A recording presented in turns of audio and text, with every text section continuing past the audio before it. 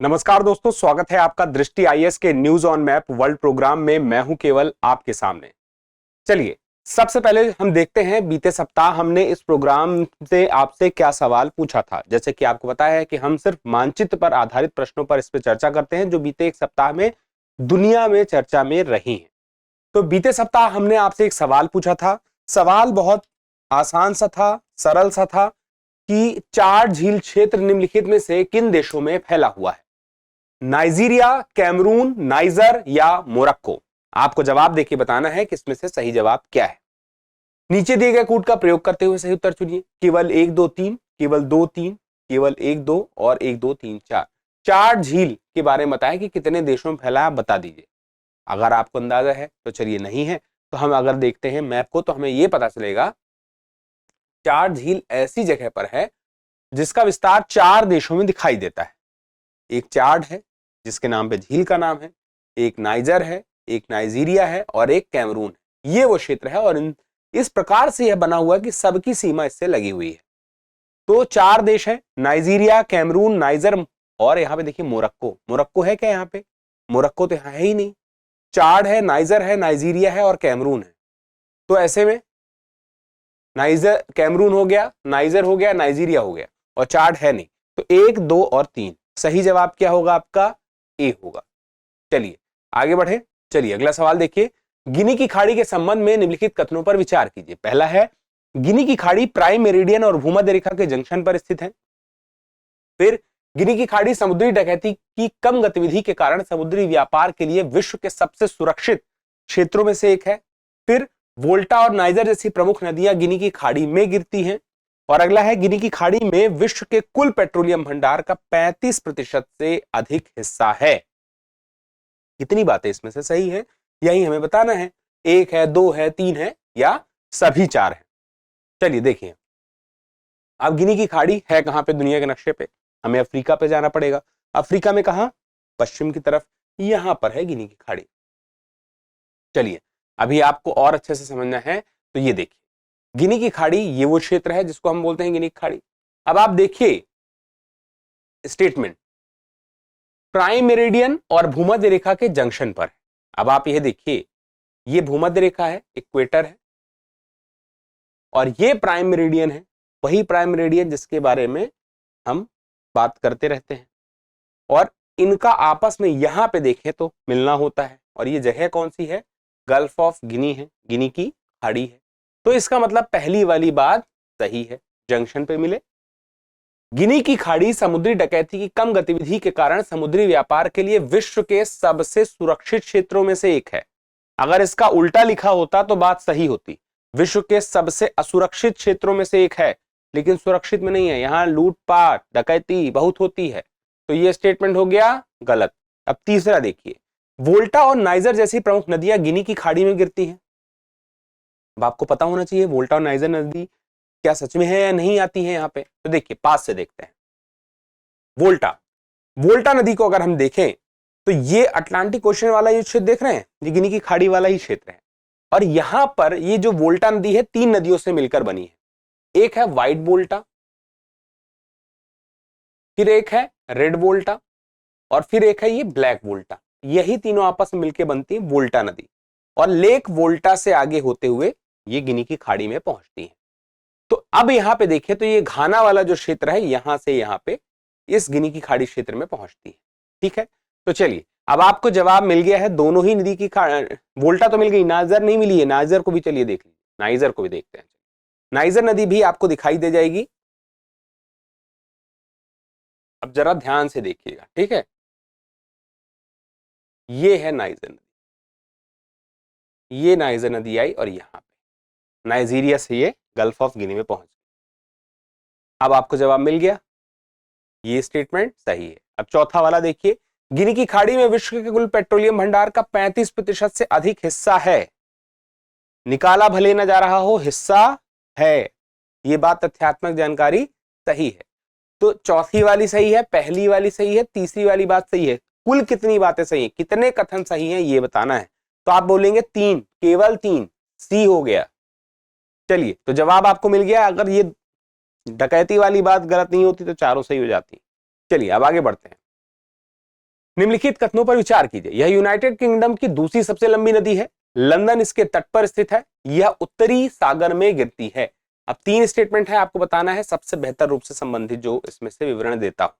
ये किस नदी के बारे में बात कर रहा है? यूनाइटेड किंगडम की दूसरी सबसे लंबी नदी है। पहली कौन सी है? फिर उसके बाद लंदन इसके तट पर है। किसके तट पर है? और उत्तरी सागर में जाके गिरती है। चलिए नक्शे पर देखते हैं। तो नक्शे पर ये आपको इंग्लैंड दिखाई दे रहा है। इंग्लैंड की सबसे बड़ी और यूनाइटेड किंगडम की दूसरी सबसे बड़ी नदी है। इसका नाम है थेम्स रिवर और ये जाती कहां पे है? ये नॉर्थ सी में जाती है यहाँ, ठीक है। और यही लंदन है, इसके तट पर है। तो ये जो जानकारी है पहली, दूसरी, तीसरी तीनों ही सही है, ठीक है। तो ये बात स्पष्ट हो गई। और लंदन में 2/3 जो जलापूर्ति पूरी होती है इसी थेम्स नदी की वजह से होती है, जिसको टेम्स लिखा गया है। तो ये है थेम्स या टेम्स, दोनों जिस नाम से भी परीक्षा में आपसे पूछ ले, कंफ्यूज नहीं होना है, ठीक है। बी सही जवाब है। आगे बढ़े। निम्नलिखित में से कौन से देश मलेशिया के साथ स्थलीय सीमा साझा करते हैं? अब मलेशिया का विस्तार एक है तो है नहीं, एक से ज्यादा है, तो इसी वजह से सवाल थोड़ी सी कॉम्प्लिकेटेड हो जाता है। लेकिन अगर आप न्यूज ऑन मैप फॉलो कर रहे हैं तो फिर कॉम्प्लिकेटेड रहा नहीं, आपको जवाब मिलेगा। म्यांमार, थाईलैंड, ब्रुनेई या इंडोनेशिया किसके किसके साथ सीमा बनाता है? कूट का चुनाव करना है, 1 और 2, 2, 3, 4, 2 और 4 या उपर्युक्त सभी। चलिए देखते हैं। अब मलेशिया है कहां पे? दुनिया के नक्शे पर आप देखें तो यहां पे मलेशिया है, ये भारत है। और भारत के हम बोले तो साउथ ईस्ट में है, साउथ ईस्ट एशिया वाला पार्ट है, यहां पे मलेशिया है। और पास से देखना है, चलिए और पास से देखिए, ये मलेशिया का क्षेत्र है, ये भी मलेशिया का क्षेत्र है, एक साथ नहीं है मलेशिया, अलग अलग जगह पे, अलग अलग द्वीपों में। अब इसी वजह से देखिए म्यांमार, थाईलैंड, ब्रुनेई और इंडोनेशिया इसके आसपास है कि नहीं? चलिए देखते हैं। ये मलेशिया है और ये कौन सा क्षेत्र है जिसके साथ सीमा बना रहा है? ये वाली, ये थाईलैंड के साथ बना रहा है, ठीक है। चलिए थाईलैंड तो हमें मिल गया, चलिए इसको डबल टिक कर लेते हैं। अब ब्रुनेई और इंडोनेशिया को देखना है। अब आप ये देखिए कि ये भी मलेशिया वाला क्षेत्र है, ये जो एक ही रंग में दिख रहा है। और आप ये नीचे वाला क्षेत्र देखें तो ये इंडोनेशिया का है, ये इंडोनेशिया है, ये भी इंडोनेशिया है। इंडोनेशिया और ये मलेशिया का हिस्सा आपस में जुड़ा हुआ है। इसका मतलब कि हम कह सकते हैं इंडोनेशिया के साथ भी, थाईलैंड के साथ भी। Double tick. अब म्यांमार और ब्रुनेई को ढूंढना है, आइए ढूंढते हैं। अब यहां पे देखिए, यहां पे आप देखेंगे तो आपको ब्रुनेई दिखाई देगा, ये ब्रुनेई है। और ये जो ब्रुनेई है एक ही के साथ देखिए सीमा बना रहा है और वो है मलेशिया, ठीक है। लेकिन आपको म्यांमार नहीं दिखाई देगा। म्यांमार देखना है तो हमें इसके थोड़ा सा और उत्तर पश्चिम में जाना पड़ेगा और वहां मलेशिया है नहीं। तो इसका मतलब क्या हो गया कि यहां पे आपको ब्रुनेई भी मिल गया, इंडोनेशिया भी मिल गया, थाईलैंड मिल गया, म्यांमार नहीं मिला। तो आप ये कह सकते हैं ये साउथ चाइना सी से मलेशिया ये जो लगा हुआ है, और इस मलेशिया से लगे हुए 3 ही देश आपको दिखाई देते हैं दिए गए विकल्पों के आधार पर। एक तो थाईलैंड हो गया, एक इंडोनेशिया हो गया और एक ब्रुनेई हो गया। तय हो गया। चलिए तो जवाब इसमें क्या होगा? 2, 3 और 4 कहां पे हैं? ऑप्शन है बी। अगले सवाल पे आए उसके पहले एक महत्वपूर्ण जानकारी यह है कि जो भी विद्यार्थी यूपीएससी की तैयारी कर रहे हैं, यूपीएससी की तैयारी में उन्हें काफी समय देना पड़ता है और काफी समय के साथ वो जब देते हैं तो उनके मन में ये ख्याल रहता है कि मैं अपनी तैयारी को बेहतर करूं, आसान बनाऊं और मेरे लिए जो पाठ्य सामग्री हो वो सबसे बढ़िया हो। इसी बात का ध्यान रखते हुए दृष्टि आईएएस होली के अवसर पर आपके लिए खास मौका लेकर आई है। मौका ये है कि अब जितने भी दृष्टि आईएएस के ऑनलाइन कोर्स हैं, दृष्टि लर्निंग ऐप में अवेलेबल हैं, 12 मार्च तक वो 60% कम कीमत पर मिलेंगे। और उसमें भी सबसे अच्छी बात यह है कि अगर आप समग्र तैयारी करना चाहते हैं, यानी कि अगर आप चाहते हैं कि आपके प्रीलिम्स की तैयारी, मेंस की तैयारी एक साथ हो जाए और बेसिक से लेके एडवांस तक सारी चीजें आपको समझ में आ जाएं और आपको सारी क्लासेस भी एक साथ मिल जाएं, आपको बार बार क्लासेस का इंतजार ना करना पड़े, आप जब चाहें एक दिन में एक से ज्यादा क्लास कर सकें, इनफैक्ट आप डाउनलोड कर सकें, जिससे आपके पास जब कभी इंटरनेट ना भी हो तो आप इंटरनेट के बिना भी डाउनलोडेड क्लास को देख सकें। ये सारी सुविधा इसमें मिलेगी, आपको स्टडी मटेरियल भी मिलेगा और अच्छी बात है कि सर्वश्रेष्ठ शिक्षक आपको पढ़ाएंगे। तो अगर आप इसका लाभ लेना चाहते हैं और काफी कम कीमत पर, क्योंकि 60% कम कीमत है, तो इसका फायदा आप 12 मार्च तक उठा सकते हैं। समय बहुत सीमित है। इसके लिए आपके मन में कोई संशय है, आपको मन में कोई जिज्ञासा है कि आप जानना चाहते हैं कि किस किस माध्यम में है, तो एक तो यह है कि हिंदी माध्यम में भी, इंग्लिश माध्यम में भी है। और भी कोई जिज्ञासा है तो आप इस नंबर पर कॉल कर लीजिए, आपकी सारी जिज्ञासाओं का समाधान हो जाएगा। 8750187501। मैं बोल के ही बता रहा हूं, 8750187501, या डिस्क्रिप्शन में लिंक है, उस लिंक को क्लिक कर लीजिए अगर आप इसका फायदा उठाना चाहते हैं। इस मौके का फायदा उठाने के लिए समय सिर्फ 12 मार्च है, इसलिए याद दिला रहा हूं। चलिए, सवाल है, निम्नलिखित कथनों पर विचार कीजिए। पहला, सऊदी अरब 3 तरफ से सागर से घिरा हुआ है। दूसरा, रूस से स्थल मार्ग से होते हुए सऊदी अरब पहुंचने के लिए न्यूनतम 3 देशों से गुजरना पड़ता है। अब आप देखिए, मैप को देखेंगे तो जवाब समझ में आएगा। सऊदी अरब 3 तरफ से सागर से घिरा हुआ है कि नहीं है, चलिए देखते हैं। सऊदी अरब ये है, अरब प्रायद्वीप है ये वाला क्षेत्र। अरब प्रायद्वीप में हम बात करें तो आप देखिए, ये अरेबियन सी है, गल्फ ऑफ अदन वाला ये क्षेत्र है। इधर देखें तो ये पर्शियन गल्फ है, ठीक है।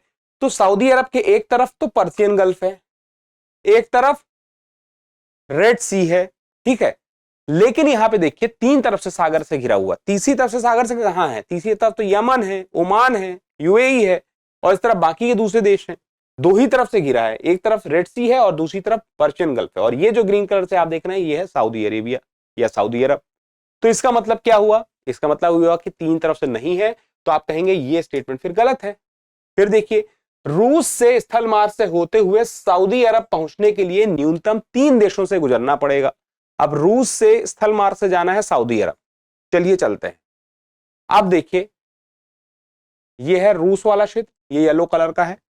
और आप देखें सऊदी अरब कहां आपको दिखाई देगा? ये जो येलो कलर का क्षेत्र दिख रहा है, सबसे पास यही है। ये येलो है, ये येलो है, इन दोनों के बीच ही जाना है। बाकी तो कहीं से भी जाएंगे दूर पड़ेगा, यही सबसे पास है। तो आप देखिए, रूस से आप निकले, अजरबैजान से होते हुए ईरान गए। अजरबैजान, ये रूस से निकले अजरबैजान, दूसरा देश आया ईरान, तीसरा देश आएगा इराक, फिर आप पहुंच जाएंगे सऊदी अरब। तो अजरबैजान, ईरान, इराक 3 देश पड़ गए। और क्या कोई तरीका है? आप यहां से आए, रूस से चले आप जॉर्जिया गए, फिर जॉर्जिया से आगे बढ़े आर्मेनिया गए, फिर उसके बाद आप आगे देखें तो इधर इराक पड़ गया, फिर इधर आप सऊदी अरब। तो आप ये देखें कि आपको मतलब जो है वो लगेगा, जॉर्जिया, तुर्की, इराक 3 हो गए। तो ऐसे में आपको कम से कम 3 तो लगेंगे ही। आप ये देख लीजिए, यहां पे अजरबैजान, ईरान और इराक हो गए थे। और स्टेटमेंट क्या था? न्यूनतम 3। 2 में तो आप पहुंच ही नहीं रहे हैं, न्यूनतम 3 आपको लग ही रहे हैं। तो ऐसे में ये स्टेटमेंट सही है। कितने कथन सही है या पूछ रहा है कौन सा ऐसे कथन सही है या है? केवल 1, केवल 2, 1 और 2 दोनों? तो कौन सा? केवल 2 इसमें से सही है, बी इसमें सही जवाब होगा। ठीक है, चलिए आगे बढ़ते हैं। सवाल देखिए कि निम्नलिखित में से कौन सा देश स्थलबद्ध है? स्थलबद्ध का मतलब क्या हुआ? किसी भी समुद्र से नहीं लगा हुआ है। अब देखिए, Belarus, Switzerland, Austria, Belgium, Hungary, इतने सारे, 5 के बारे में पता चलना चाहिए। चलिए देखते हैं, फिर कूट का चयन करके बताएंगे कितने से इसमें स्थलबद्ध है।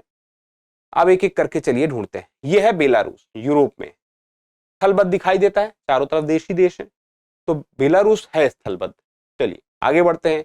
आप देखिए स्विट्जरलैंड को ढूंढते हैं। ये है स्विट्जरलैंड, ये भी देखिए तो चारों तरफ देशों से ही घिरा है, ये भी स्थलबद्ध है। चलिए, ऑस्ट्रिया, बेल्जियम, हंगरी, ये है ऑस्ट्रिया, ये भी हर तरफ से देशों से ही घिरा है। तो इस एड्रियाटिक सी से ऐसा लग रहा था जुड़ जाएगा, लेकिन नहीं जुड़ा है। ठीक है, तो इसका मतलब स्थलबद्ध ही है। अब ऑस्ट्रिया को भी कर दीजिए। अब बेल्जियम, हंगरी बचे। ये देखिए हंगरी, ये हंगरी है और ये भी स्थलबद्ध है, चारों तरफ देश देश हैं इसके, तो हंगरी भी हम कह सकते हैं स्थलबद्ध है। अब बेल्जियम बचा है, तो बेल्जियम है कहां पे? हमें बेल्जियम पहले ढूंढे। तो अब यहाँ पे देखिए बेल्जियम आपको दिखाई देगा, ये है क्षेत्र बेल्जियम, पश्चिम यूरोप की तरफ देखें तो ये बेल्जियम है। अब आप बेल्जियम में देखिए कि ये जो क्षेत्र है ये समुद्र से लगा हुआ है, नॉर्थ सी से लगा हुआ क्षेत्र है थोड़ा सा यहाँ पे। तो बेल्जियम समुद्र से लगा है, ये स्थलबद्ध नहीं है, तो बेल्जियम को हमें हटाना होगा। सवाल ने पूछा क्या है, कितने स्थलबद्ध हैं? तो 1, 2, 3 और 5 कहां मिलेंगे? 1, 2 नहीं, 1, 2 नहीं, 1, 2, 3 और 5, जवाब है सी। ठीक है, 4 वाला जहां नहीं था वही सही जवाब है। अब उसके बाद आगे बढ़ते हैं। निम्नलिखित युग्मों पर विचार कीजिए। राजधानी है और शहर है, Oslo, Stockholm, Helsinki. Norway, Finland, Sweden, कौन सा ऐसे युग्म सही है? केवल एक, एक और दो, एक और तीन, दो और तीन। चलिए देखिए, अब देखिए नॉर्वे में है ओस्लो, ठीक है। अब नॉर्वियन सी है, आर्कटिक ओशियन। अब यहां पे देखिए नॉर्वे में है ओस्लो, सही है। Stockholm, Finland. चलिए अब देखिए, ये आपका स्टॉकहोम है, स्वीडन में, फिनलैंड में नहीं है। स्टॉकहोम अगर स्वीडन में है तो हेलसिंकी स्वीडन में नहीं है, तो हेलसिंकी कहाँ है? हेलसिंकी आपको दूसरी जगह मिलेगा, फिनलैंड में मिलेगा हेलसिंकी। तो इसका मतलब क्या हुआ कि ये जो है थोड़ा सा आगे पीछे हो गया, और थोड़ा सा हो गया तो गलत ही है। तो सिर्फ एक ही इसमें से सही है। कितने युग, कौन सा या से युग में सही है? तो केवल एक, ए इसमें से सही जवाब है। चलिए अब उसके बाद आगे देखिए, ये सवाल बड़ा महत्वपूर्ण है कि नील नदी का उद्गम दक्षिणी गोलार्ध में है, पहली बात। दूसरी कि सूडान की राजधानी खार्तूम में व्हाइट नील और ब्लू नील का संगम होता है। फिर उसके बाद कि अक्सर चर्चा में रहने वाले दारफुर और कोर्दोफन क्षेत्र सूडान से संबंधित हैं। अब देखिए उपर्युक्त में से कौन सा ऐसे कथन सही है या है? ए केवल एक, बी केवल दो, सी दो और तीन, और डी है उपर्युक्त सभी। चलिए अब ध्यान दीजिए, नील नदी का उद्गम दक्षिणी गोलार्ध में है या नहीं है? चलिए देखते हैं। दक्षिणी गोलार्ध से मतलब क्या है? ये आप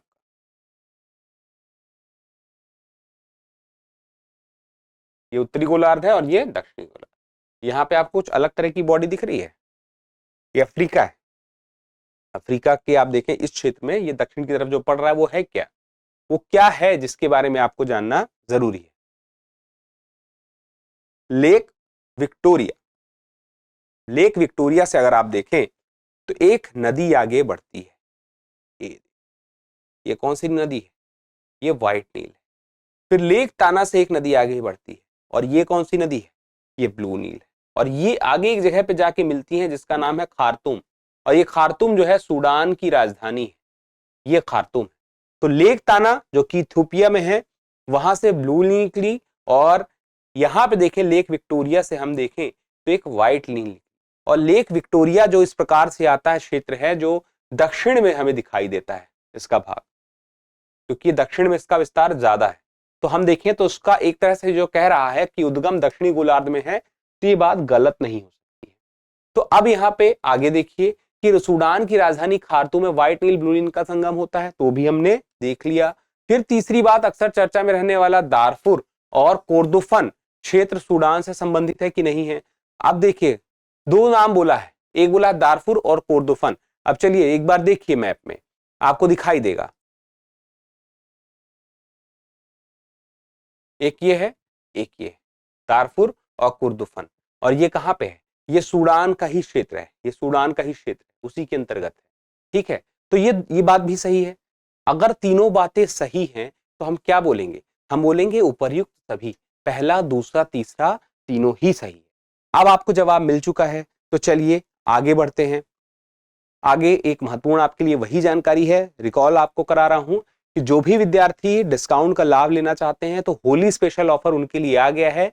दृष्टि आईएएस के दृष्टि लर्निंग ऐप में जितने भी ऑनलाइन कोर्स हैं वो आपको 60% कम कीमत पर मिलने वाले हैं। मैंने आपसे कहा था foundation course, ISGS online foundation course, उसमें आपकी समग्र तैयारी होती है।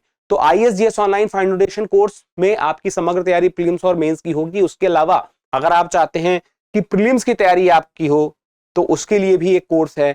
सिर्फ मेंस की तैयारी करनी है उसके लिए है। अगर आप ऑप्शनल तैयार करना चाहते हैं तो उसके लिए भी है। एसए के लिए भी ऑनलाइन कोर्सेस हैं, और ये सारे कोर्स जो भी आप उसमें से लेना चाहें 60% कम कीमत पर आपको मिल जाएंगे, यानी कि अफोर्डेबल आपकी तैयारी होगी, आपके बजट में होगी।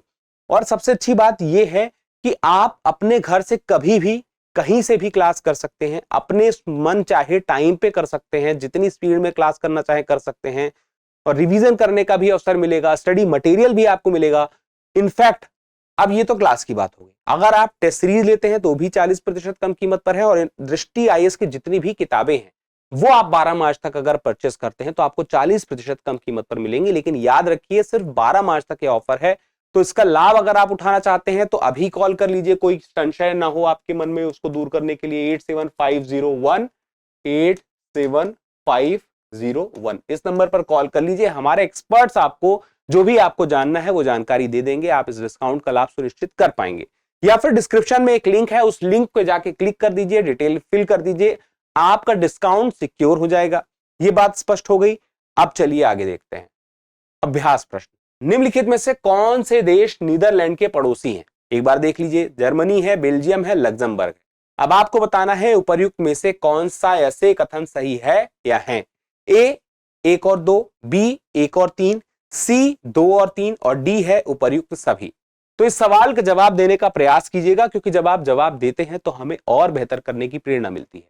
फिलहाल के लिए इतना ही, जल्दी मिलते हैं अगले सेशन में। तब तक के लिए क्या करना है, स्वस्थ रहना है, मस्त रहना है, पढ़ते रहना है। धन्यवाद। डियर व्यूअर्स, अपने एग्जाम की तैयारी को और बेहतर करने के लिए हमारे चैनल को लाइक, शेयर और सब्सक्राइब करना न भूलें।